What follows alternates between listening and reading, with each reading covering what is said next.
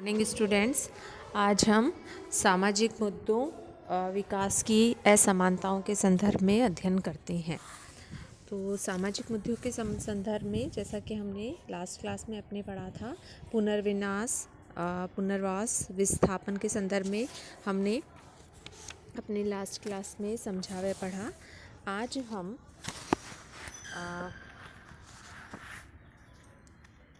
सामाजिक मुद्दे क्या हैं, उनकी क्या कारण हैं और क्षेत्रीय असमानताओं की क्या कारण है, इस संदर्भ में अध्ययन करेंगे।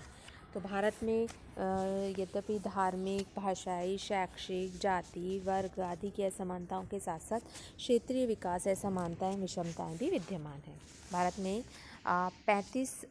भारत में जो है आर्थिक विकास के दृष्टिकोण से अनेक असमानताएं हैं, जिसमें दो भागों अंतर्जातीय तथा अंतःजातीय समानताओं में इसे बांटा गया है। अंतर्जातीय समानताओं से तात्पर्य विभिन्न राज्यों व प्रदेशों के बीच असमानताएं हैं। एक ही राज्य तथा प्रदेश के विभिन्न खंडों, जिलों या प्रादेशिक इकाइयों के बीच असमानताएं। अर्थशास्त्री राजकृष्ण ने आर्थिक विकास के मापदंड के दृष्टिकोण को ध्यान में रखकर लिखा है कि भारत में विभिन्न राज्यों को उनके विकास के स्तरों एवं विकास की दरों के आधार पर भद्र राज्यों व शुद्र राज्यों में बांटा गया है। तो देश के विभिन्न राज्यों में असमानताओं को विकास योजनाओं के द्वारा दूर करने के लिए तृतीय पंचवर्षीय योजनाओं से निरंतर प्रयास किए जा रहे हैं। विकास की योजनाओं के द्वारा विकसित तथा अविकसित राज्यों की असमानताओं के अंतर को समाप्त करके सामाजिक, आर्थिक तथा राजनीतिक सामंजस्यता स्थापित करने के भी प्रयास किए जा रहे हैं। क्षेत्रीय असमानताओं को दूर करने के लिए समय समय पर विकास योजनाएं, नीति, कार्यक्रम आदि बनाने होंगे तथा क्षेत्रीय तथा वर्गीय समानता एवं सामंजस्य को स्थापित करना होगा। भारत में क्षेत्रीय असमानता होने के कारण यह समाजशास्त्र में महत्वपूर्ण अध्ययन का विषय रहा है। अब हम बात करते हैं क्षेत्रीय संकेतों के मध्य असमानताओं के विवेचन की बात करते हैं। तो उसमें सबसे पहला है प्रति व्यक्ति आय, निर्धनता तथा बेरोजगारी में क्षेत्रीय असमानताएं। तो भारत की प्रति व्यक्ति औसत आय के अनुसार क्षेत्रवार राज्यों में बहुत अधिक असमानताएं हैं तथा भारत की प्रति व्यक्ति औसत आय के अनुसार पंजाब, महाराष्ट्र, हरियाणा, गुजरात, तमिलनाडु के प्रति व्यक्ति आय अधिक है। निर्धनता के आधार पर भारत में अंतर्जातीय असमानताएं हैं। भारत में बेरोजगारी प्रतिदर्श भी स्पष्ट करता है कि इसमें कितनी असमानता है। तो सबसे अधिक बेरोजगारी केरल में है। ये 2000 के डेटा हैं। 20.97% लिखी गई थी। उस तरीके से देश में बाल श्रम की असमानताओं के आधार पर भी आंध्र प्रदेश में बाल श्रमिकों की संख्या सबसे अधिक है। तो कृषि संकेतन तथा क्षेत्रीय असमानताओं की जब हम बात करते हैं तो उसमें फर्स्ट आता है खाद्य उद्यापन। भारतवर्ष में खाद्यान्नों के कुल उत्पादन का 20.7% उत्तर प्रदेश में हुआ। केरल राज्य में 0.6% ही है। समस्त भारत में खाद्यान्नों के उत्पादन का लगभग 60% पैदावार 6 राज्यों पंजाब, महाराष्ट्र, उत्तर प्रदेश, मध्य प्रदेश, आंध्र प्रदेश तथा बिहार को मिलाकर हुआ है। उर्वरकों का उपयोग तथा असमानताओं की बात करते हैं तो उर्वरकों के उपयोग की दृष्टिकोण से राज्यवार असमानताएं हैं। वो देश में प्रति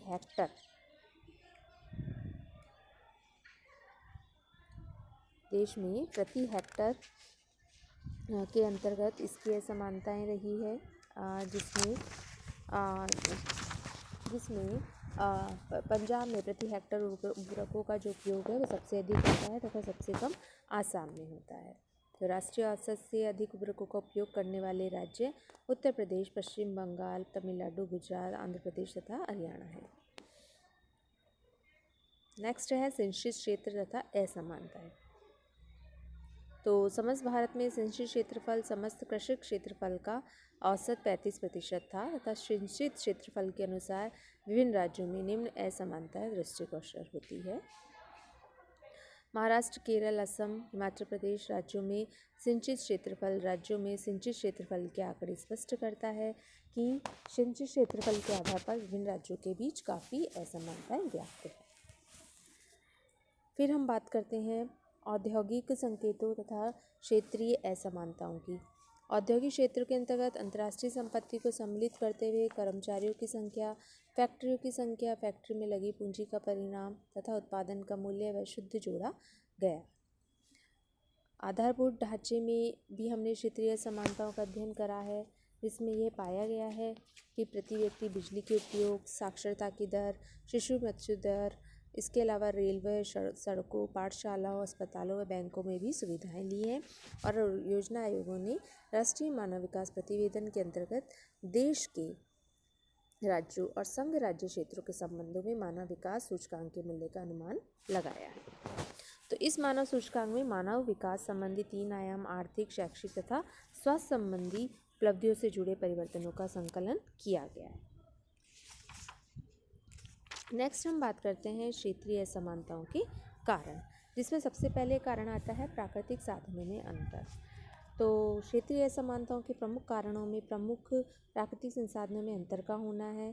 किसी प्रदेश की जलवायु, वर्षा, भूमि की उर्वरकता, वन संपदा, खनिज पदार्थ, नदियाँ आदि दूसरे देशों से भिन्न या अनुकूल या प्रतिकूल होती हैं। तो जिन राज्यों में जैसे कि पंजाब की स्थिति अनुकूल है, वहाँ पर पैदावार अच्छी होती है, तो राजस्थान की प्रतिकूल स्थिति होने के कारण वहाँ की पैदावार खराब होती है। इसी प्रकार आर्थिक साधनों में अंतर, पंजाब में पैदावार अधिक होती है तो वहाँ की आर्थिक स्थिति उत्तम है। राजस्थान में पैदावार, वर्षा की अनिश्चित तथा अनियमितता के कारण अच्छी वर्षा नहीं होती है। इसी प्रकार सामाजिक पिछड़ेपन की बात करें तो भारत के विभिन्न राज्यों में असमानता का एक प्रमुख कारण सामाजिक पिछड़ापन भी है। कुछ ऐसे राज्य भी हैं जो आर्थिक दृष्टि से विकसित है परंतु सामाजिक दृष्टि से पिछड़े प्रदेशों की गिनती में आते हैं।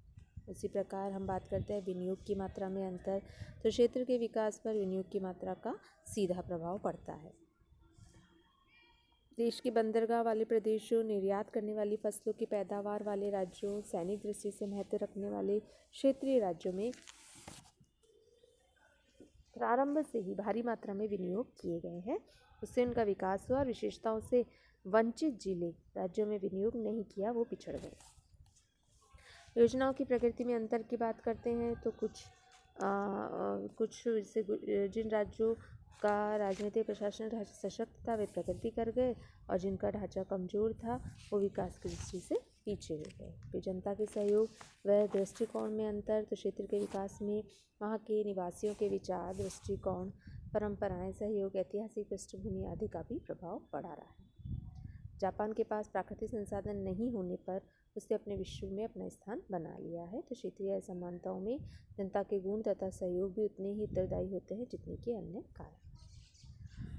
क्षेत्रीय असमानताओं के बाद हम बात करते हैं विकास उत्प्रेरित विस्थापनों के संबंध में। तो आधार ढांचे के विकास को महत्व देना।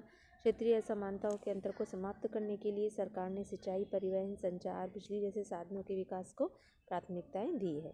तो आधार ढांचे को पर्याप्त सुविधाएं देने के लिए सरकार ने विगत वर्षों में औद्योगिक विकास केंद्रों की स्थापना पर जोर दिया है। पिछड़े क्षेत्रों के लिए विशेष कार्यक्रम बनाए गए, इसके अंतर्गत सूखा संभावित क्षेत्र कार्यक्रम, मरु विकास कार्यक्रम, पहाड़ी क्षेत्र कार्यक्रम, जनजातीय क्षेत्र विकास कार्यक्रम महत्वपूर्ण है। न्यूनतम आवश्यकता कार्यक्रम को ग्रामीण क्षेत्रों में पेयजल, शिक्षा, सड़क, स्वास्थ्य, स्वच्छता आदि की न्यूनतम सुविधाएं उपलब्ध कराने के उद्देश्य से इसे प्रारंभ किया गया। फिर है पिछड़े क्षेत्रों के विकास के लिए कार्यक्रम। तो पिछड़े राज्यों में विकास को करने के लिए सरकार ने 1968 में पांडे कार्यकारी दल समिति एवं वाचू कार्यकारी समिति बनाई। पांडे समिति ने इन क्षेत्रों को निर्धारण एवं चयन के विकास के लिए सुविधाएं प्रदान करी, जिसे प्रति व्यक्ति आय, फैक्ट्रियों में श्रमिकों की संख्या, प्रति व्यक्ति बिजली की खपत की गई। इसी प्रकार पिछड़ेपन के आधार को भी मान्यता दी गई, जिसके अंतर्गत पिछड़े क्षेत्रों के विकास के लिए सरकार ने उन्हें प्रोत्साहित करने तथा विस्थापन करने के अनेक कार्य किए। केंद्र तथा राज्य सरकारें विभिन्न योजनाओं के लिए जो वित्तीय साधनों का आवंटन करती हैं उसमें सामान्यतः प्रदेश की जनसंख्या या प्रति व्यक्ति आय को ध्यान में रखा जाता है। तो इस प्रकार पिछड़ेपन की बात की गई।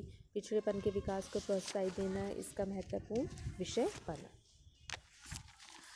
तो इसके संदर्भ में हमारे जो अर्थशास्त्री राज्य कृष्ण थे, उन्होंने राज्यों को विकास के वित्तीय सहायता में निर्धन व्यक्तियों के ध्यान पर अधिक बल आकर्षित करा, लेकिन निर्धनता की परिभाषा को मतभेद होने, निर्धनता को कैलोरी के आधार पर परिभाषित करने एवं निर्धनता की माप में कठिनाई के कारण पिछड़ेपन के आधार पर इसको निर्धारित करने में इसे मान्यता नहीं दी गई है। उसी प्रकार बेरोजगारी की असमानताओं को दूर करने के लिए केंद्र व राज्य सरकार द्वारा अनेक प्रयास किए गए, जिसके परिणामस्वरूप कुछ राज्यों की स्थिति में सुधार भी किया गया है। तो भारत सरकार ने बाल श्रमिकों की समस्या के समाधान के लिए 14 वर्ष से कम आयु के बच्चों को नियुक्ति पर रोक लगाने का भी सुझाव इस संदर्भ में दिया है। तो इस प्रकार हमने इसके संदर्भ में आज बात की। धन्यवाद।